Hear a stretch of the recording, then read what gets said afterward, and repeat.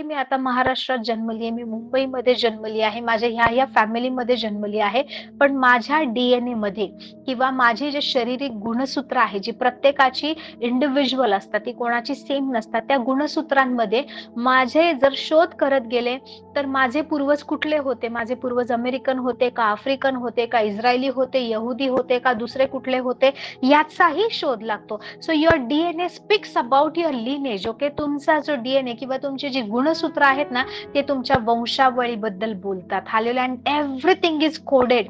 त्या गोष्टी अजूनही आपल्या डीएनए वरून आपण शोधू शकतो. सो म्हणून आजकाल डीएनए स्टडी खूप एवढं जास्त त्याला महत्व प्राप्त झालंय.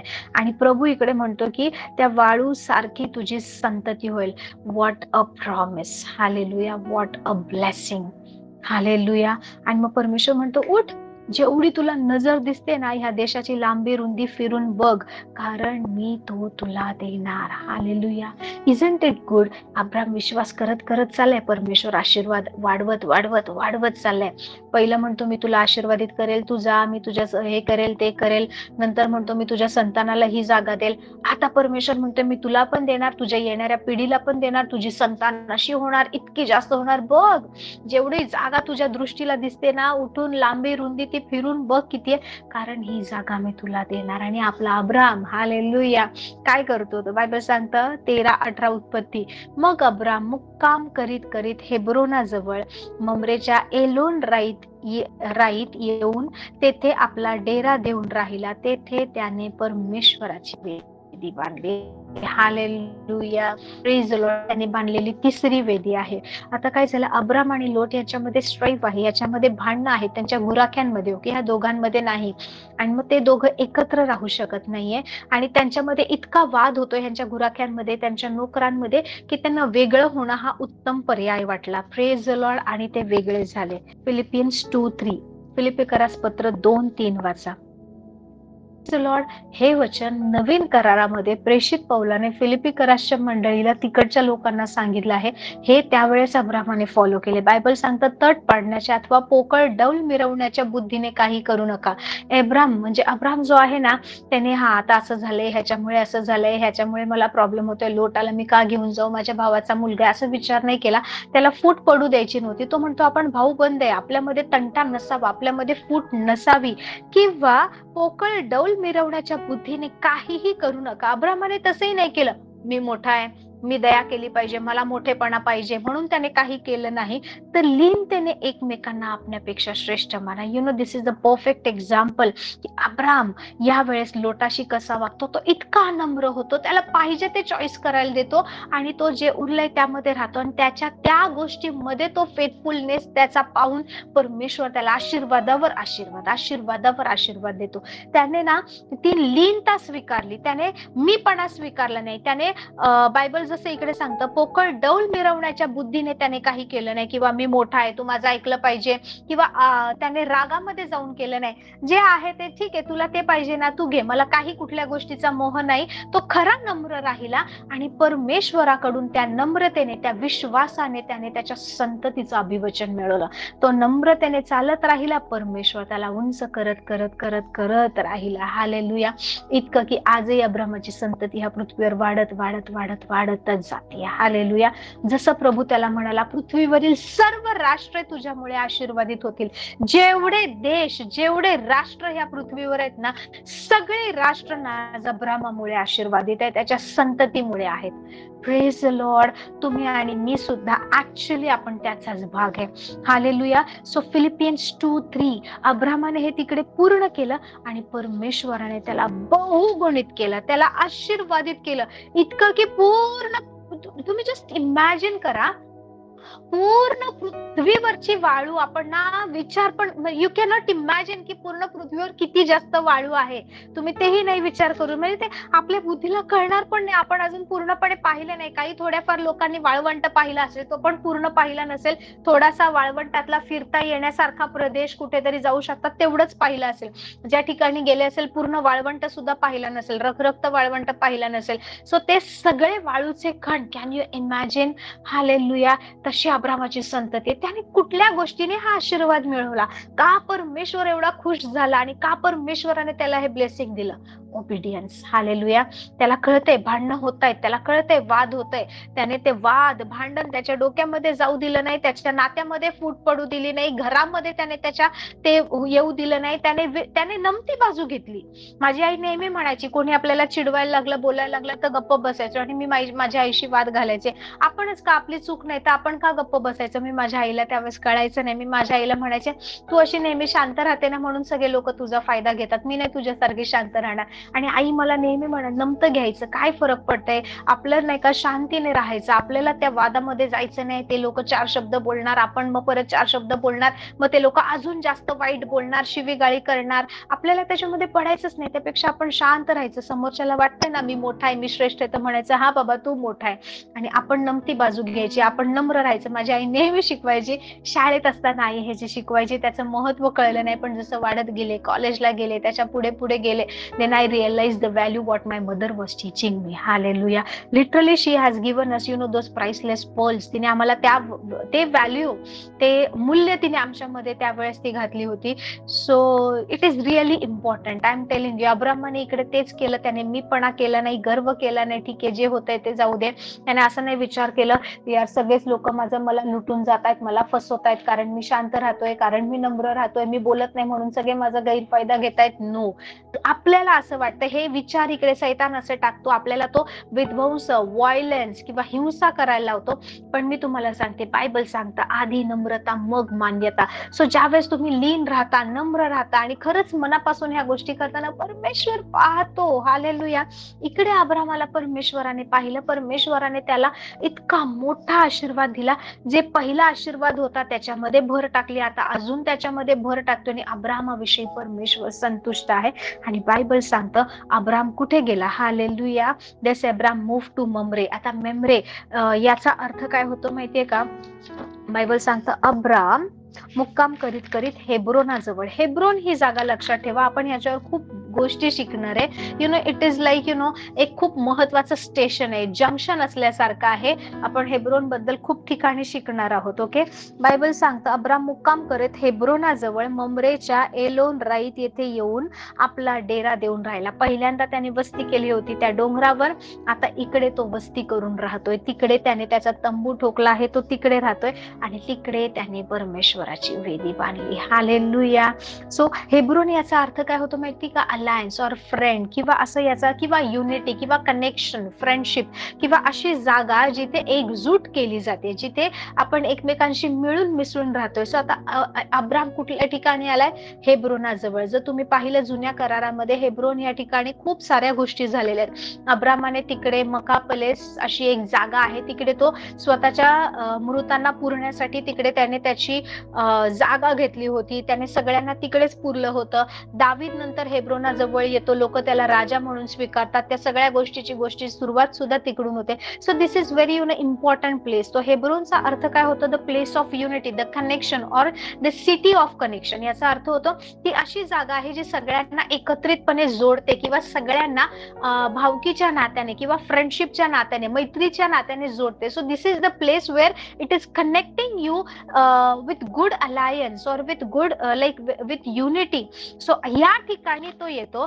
तिकडे ममरे नावाच्या ओक्स किंवा एलोन राई मध्ये तो तिकडे राहतो. सो ममरेचा अर्थ काय होतो माहिती का? स्ट्रेंथ, किंवा धष्टपुष्ट, किंवा खाऊन एकदम छान तब्येत झालेली आहे, स्ट्रेंथ किंवा ताकद आहे.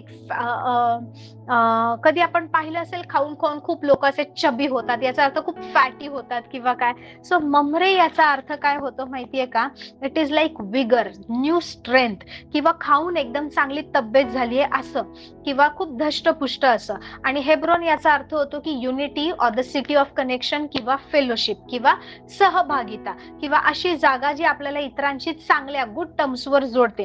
आता अब्रामाने काय केलंय? ज्यावेळेस परमेश्वराने त्याला दर्शन दिलं, परमेश्वर त्याच्याशी बोलला, त्याच्यासोबत खुश झाला, परमेश्वर म्हणाला ही जागा मी तुला देणार आहे. अगेन एक स्पिरिच्युअल बॅटल, एक आत्मिक युद्ध तिकडे अब्राम करतोय. त्या ठिकाणी तो वस्ती करून राहिला. हेब्रोन याचा अर्थ तो अशा ठिकाणी आलाय जिथे सिटी ऑफ कनेक्शन, जी लोकांना जोडते, जिथे तो लोकांशी चांगल्या प्रकारे आता जोडला जातोय, किंवा जिथून त्याची आणि परमेश्वराच्या मैत्रीच्या नात्याची सुरुवात होते. That is the place now दाव Abram and Lord's friendship which was before also but now it is stronger. आता तिकडून ती वाढतेय आणि इकडे ममरे याचा अर्थ होतो की ताकद किंवा खूप खूप जास्त चांगलं तब्येत असणं. सो या ठिकाणी आता काय होतंय, अब्राहमाला खूप चांगल्या गोष्टी मिळतात, त्याला एक नवीन ताकद मिळते देवाचा हा आशीर्वाद ऐकून, देव जे बोलला ते करून. सो तो आता खूप चांगल्या प्रकारे परमेश्वराशी जोडला गेलाय हेब्रोन आणि परमेश्वराकडून आता त्याला नवीन ताकद मिळत आहे ममरे. त्या ठिकाणी तो जाऊन राहतो आणि बायबल सांगतो तिकडे त्याने एक वेदी बांधली. जसं पहिल्यांदा म्हणाला मी तुझ्या संतानाला देणार, त्यांनी घोषणा केली, spiritual host, physical host, localite people. आता सुद्धा तिकडे ती जागा जी आहे अब्राम तिकडे एक वेदी बांधतोय. It is the altar of peace. कारण काय होतंय माहितीये का, ही एक शांतीची वेदी आहे, ही घोषणेची वेदी आहे, ही एक परमेश्वराने त्याला जे आशीर्वाद दिले त्याची आत्मिक जगामध्ये त्याने केलेली घोषणा आहे. का माहितीये, अब्राम आणि लोट यांच्यामध्ये भांडणं होती, तिकडे अशांती होती, तिकडे ते लोक खूप वादास पेटले होते, ते एकत्र राहू शकत नव्हते, सततची चिडचिड होत होती. असं नाही की आज भांडण झाले, उद्या झाले, परवा वेगळे झाले. नो, खूप महिने एक वाद त्यांच्यामध्ये चालला होता. जाऊ दे करत आज उद्या मग आपल्याला माणसांना समजो, त्यांना समजो, असं करत करत ते ढकलत होते. पण आता असं झाले की ते एकत्र राहू शकत नाही, इतके जास्त वाढले आहेत, त्यांची मालमत्ता वाढली आहे. आणि ज्यावेळेस लोट वेगळा झालाय, पहा परमेश्वर अब्रामाला काय म्हणाला होता, उत्पत्ती 12 बायबल मध्ये सांगतं, परमेश्वर अब्रामाला म्हणाला आपला देश, आपले नातेवाईक, आपल्या बापाचे घर सोडून मी दाखवीन त्या देशात जा. आता इकडून अब्रामाची नवीन सुरुवात का होते माहिती, इकडून हेब्रोनाजवळ, कारण परमेश्वराने अब्रामाला पाचारण केलं होतं. परमेश्वर म्हणाला बापाचं घराणं सुद्धा सोड. लोट तर त्याच्यासोबत आला होता, हालेलुया. तो प्रॅक्टिकली स्पिरिच्युअली जर पाहिलं तर अब्राम त्या पूर्ण आशीर्वादामध्ये चालत नव्हता जोपर्यंत लोट त्याच्यासोबत होता, हालेलुया. सो परमेश्वर अशा प्रकारे त्यांना एकत्र विभक्त केले की लोट सुद्धा वेगळा झालाय. आता ऍक्च्युअल कॉलिंग मध्ये अब्राम चालतोय. परमेश्वराने जी वाणी दिली होती, परमेश्वर जे बोलला होता त्या खऱ्या पाचारणामध्ये अब्राम चालतोय. कारण आता अब्रामासोबत त्याच्या बापाच्या घराण्यातला रिलेटिव्ह मधला, कारण प्रभू म्हणाला आपले नातेवाईक सुद्धा सोड. लोट तर त्याचा नातेवाईक होता, भलेही ते खूप चांगले एकमेकांसोबत मिळून मिसळून राहतात, पण जेव्हा लोट वेगळा झालाय आता अब्रामाला एक नवीन ताकद मिळाली. आता अब्राम आणि परमेश्वराची एक नवीन फ्रेंडशिप सुरू झाली आहे. आता तिकडून तो अशा ठिकाणी आलाय जिथे परमेश्वर त्याला आता वेगवेगळ्या राष्ट्रांशी जोडत आहे आणि आता ऍक्च्युअल त्याचं देवासोबतचं जे कॉलिंग आहे, जे पाचारण आहे, त्यामध्ये तो चालतोय. त्याने देवापासून आशीर्वाद मिळवलाय. परमेश्वर म्हणाला वाळूच्या कणांसारखी तुझी संतती होणारी जागा मी अब्राम तुला पण देणार, तुझ्या संततीलाही देणार. आणि अब्राम जो आपला विश्वासाचा पिता खूप खूप खूप हुशार आहे, लगेच त्याने तिकडे एक वेदी बांधली देवासाठी आणि माझ्यासाठी. ही गोष्ट, ही वेदी एक साक्ष आहे की प्रभू तू मला हे बोललायस. सगळ्या आत्मिक जगात असणाऱ्या प्रकाशाच्या आणि अंधकाराच्या दूतांसाठी सुद्धा, दुरात्म्यांसाठी सुद्धा आणि देवदूतांसाठी सुद्धा इट इज लाईक ही जागा परमेश्वराने मला दिली. ही वेदी त्याची साक्ष आहे, जे परमेश्वर मला बोललाय ही जागा माझी आहे, ही जागा माझ्या संततीची आहे आणि कायमची ही जागा आमची आहे, हालेलुया. ती वेदी जी आहे ना, ते इट इज लाईक जमिनीचे कागदपत्र स्वतःच्या नावावर केले आहेत, हालेलुया. ते कोणी बदलू शकत नाही, कोणी लुटू शकत नाही, कोणी त्याच्यात फेरफार करू शकत नाही, बदल करू शकत नाही, hallelujah. So you know he was very wise. त्याने नाही का लगेच जाऊन इकडे तिकडे जाऊन नाही का काय म्हणतात कुंपण. Yes, thank you so much. कुंपण वगैरे ठोकलं नाही त्याने, तसल्या कुठल्याच गोष्टी केल्या नाही. Praise the Lord. देव बोलला ही इथपर्यंतची जागा माझी, मला एवढी दिसली, ही लांबी रुंदी मी फिरून पाहिले नो. तिकडे त्याने ती वेदी उभारली, जी वेदी कुठल्याही कागदपत्रापेक्षा पण महत्वाची आहे. येणाऱ्या पिढ्यासाठी सुद्धा, भले हजारो पिढ्या येतील, अब्राम कधी येऊन गेला, आता कितीतरी हजारो वर्ष झाली, परंतु तरी सुद्धा ती वेदी जी आहे, जी आत्मिक जगात सुद्धा सगळ्यांना माहितीये, भौतिक जगात सुद्धा माहितीये की अब्रामाच्या संततीला हा प्रदेश परमेश्वराने दिलाय. सो विचार करा, ज्यावेळेस तुम्ही वेदी उभी करताय, ज्यावेळेस तुम्ही प्रार्थना करताय, तुमच्या येणाऱ्या कितीतरी पिढ्यांसाठी ती वेदी साक्ष आहे. तुमच्या येणाऱ्या जनरेशन साठी ना ती वेदी आत्मिक जगात केलेली घोषणा आहे, परमेश्वराकडून मिळवलेल्या आशीर्वादाचं ना प्रतीक ते आहे, ते कोणीच बदलू शकत नाही, हालेलुया. सो हे सगळं ना केव्हा झालं माहिती, आता लोट वेगळा झालाय, भांडणं झालेत. अब्राम फिलिपियन्स 2:3 नुसार खूप नम्रतेने राहिलाय आणि परमेश्वर त्याच्या विश्वासाला पाहून त्याच्यामध्ये आशीर्वादांची वाढ वाढ वाढ करत झालाय. It is not the same blessing. जो आवाज ऐकून तो आला त्याच आशीर्वादात तो पाहिलं नाही त्याचा आशीर्वाद वाढत चाललाय, त्याचा विस्तार होत चाललाय. आता तो अशा ठिकाणी आहे. This is the altar of peace, this is the altar of declaration, this is the altar of आपण ह्याला अजून काय बोलू शकतो, ही अशी वेदी आहे की जिथे अब्राम, हालेलुया, स्वतःची आणि स्वतःच्या संततीची, त्या जागेच्या विषयी परमेश्वराने जे अभिवचन दिलंय, निरंतरची घोषणा करतोय की ही जागा आमची आहे. आता कोणीच त्या जागेवर हक्क दाखवू शकत नाही, ना कनानी, ना परिजी, ना इतर येणाऱ्या दिवसातली लोक. जोपर्यंत ही पृथ्वी आहे, जोपर्यंत ही जागा आहे, ही जमीन आहे, हा देश आहे, हा देश माझ्या संतानाचा आहे. Hallelujah, praise the Lord. So तुमच्या वेदीवर यायला कंटाळा करू नका. ही वेदी फक्त तुमची नाही, तुम्ही तुमच्या येणाऱ्या पिढ्यांसाठी, तुमच्या जनरेशनसाठी तुम्ही आपण ज्यावेळेस जगतो ना, अब्राम जगला, पण अब्राम ना पूर्ण पृथ्वीवरच्या राष्ट्रांसाठी जगला. हालेलुया. आजही आपण त्याच्याबद्दल शिकतो, त्याच्याकडून गोष्टी मिळवतो. सो ज्यावेळेस मी जन्माला आले, असं नाही की समजा आता जेवढं माझं आयुष्य ठेवलंय, मी ह्या वर्षी जन्म घेतलाय, ह्या वर्षी मी मरण पावणार, बस एवढं चॅप्टर क्लोज. नो, मी एक वेळ आहे ज्यावेळेस मी या पृथ्वीवर आली, एक वेळ असणार ज्यावेळेस ही पृथ्वी सोडून जाणार. पण या मधल्या वेळेमध्ये तुम्ही आणि मी जे करताय ना, ते येणाऱ्या पिढ्यांसाठी असणार आहे, आपल्या जनरेशनसाठी असणार आहे. सो विचार करा, आपण या पिढ्यांसाठी काय पाया घालत आहोत, कुठल्या गोष्टींची पेरणी करत आहोत, कुठलं आत्मिक युद्ध आपण लढत आहोत की आपली पिढी त्यामध्ये, त्या पापामध्ये, त्या दुष्टाईमध्ये, त्या कमजोरीमध्ये, त्या वाईट गोष्टींमध्ये चालणार नाही. So I am not living for my self, किंवा माझे हे 4 लोक, माझी मुली, माझा नवरा, माझे रिलेटिव्ह, माझे एवढीशी जमीन, माझा हा बिझनेस, माझं हे एवढ्यासाठी जगत नाही. No, I am living for the generation, and that's why I need the prayer altar. That's why I need the altar of sacrifice of praise and worship. I need to stand daily. I need to visit my altar every day. Hallelujah. मी तर मला माहिती आहे, I have the exit date. Every person who takes birth on this earth, जो कोणी या पृथ्वीवर जन्म घेतो, that person has the date of exit. Hallelujah. त्याची ही पृथ्वी सोडून जाण्याची एक दिवस, एक वेळ ठरलेली आहे.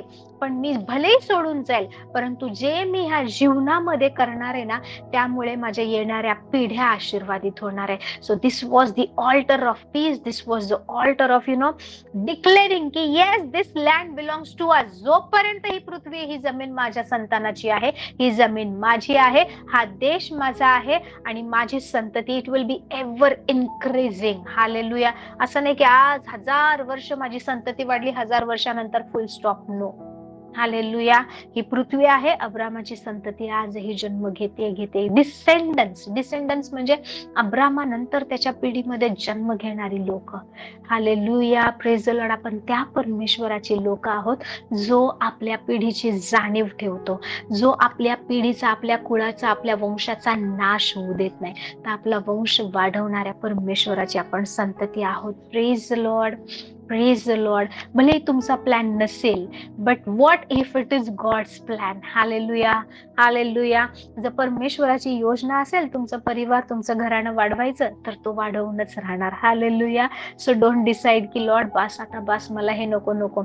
से लॉर्ड येस. जसं अब्रामाने विश्वास ठेवला, ठीक आहे, तू बोलला मी तिकडे चाललो, तू बोलला मला मुलं देणार, ठीक आहे, तू बोलला माझ्या संतानाला देणार, ठीक आहे, लॉर्ड तुला पाहिजे ती जागा घे, उरलेली जमीन माझ्या प्रभूमध्ये आणि माझ्यामध्ये जे होईल ते. त्याला माहित होतं परमेश्वर काहीही करू शकतो. So even if you are thinking की माझी कमाईच नाहीये, मी कसं पोचणार, माझेच कर्ज आहे, माझेच खाण्यापिण्याचे हाल आहे, मी कसं काय हे सगळं करणार, ह्या गोष्टी कशा करणार, मीपणा आणू नका. मीपणा आणून अब्राम मिसर देशामध्ये गेल्या, चुकीच्या गोष्टी करून बसला, पण त्याला पुन्हा परत यावं लागलं मीपणा सोडून परमेश्वराकडे यायला. हालेलुया. सो हा सगळ्यात मी कसं करू, काय करू, माझे लॅक, माझे प्रॉब्लेम्स, माझ्या अडचणी, माझी कमजोरी, मला समजत नाहीये, माझ्याने होत नाहीये, मी आता संपलो, माझ्याने होऊ शकणार नाही, ही गोष्ट अशक्य आहे, हे सगळं अशक्य आहे हे मला वाटतं, पण परमेश्वराला नाही वाटत. सो ज्याला ही गोष्ट अशक्य वाटत नाही ना, त्याच्याकडे जाऊया आणि त्याच्या हातात सोपवूया. What if God wants to bless you with the biggest family. Hallelujah. See परमेश्वराला मोठं कुटुंब, मोठा परिवार आवडतो. हे सैतानाचा प्लॅन आहे, सैतानाची योजना.